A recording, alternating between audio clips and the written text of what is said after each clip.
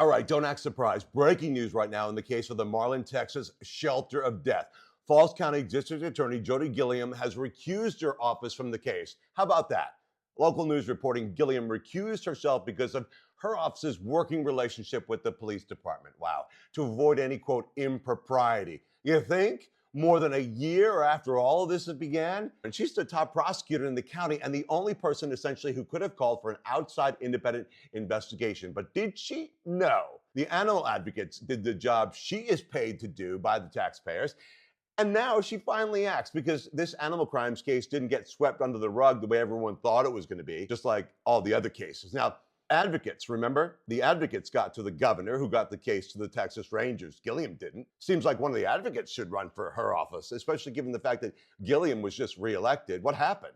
All right, this comes just days after a grand jury indicted Police Chief James Hummel, former Animal Control Officer Nicole Grams, and the Animal Control Officer before her, Robert Thomas, that was Friday, charged with 1 felony and 9 misdemeanors. Now, the Marlin City Council, 3 days later on Monday, calls a special meeting where they vote unanimously to give Chief Hummel a 6-month paid vacation, a 6-month paid suspension. That's pending the outcome of the case. And, everyone was giving him fist bumps in the city council chambers on Monday. Really? So the judge who allowed Gilliam to recuse herself has now put Robertson County District Attorney COTY SIEGERT in charge. Now, don't act surprised when I say this. Word is the district judge over Robertson County is the same one over Falls County. And yes, everybody knows everybody. So the question, is this a step in the right direction for justice for the Marlin dogs, I ask you? If it hadn't have been for the animal advocates, the police chief and the other 2 wouldn't have been indicted.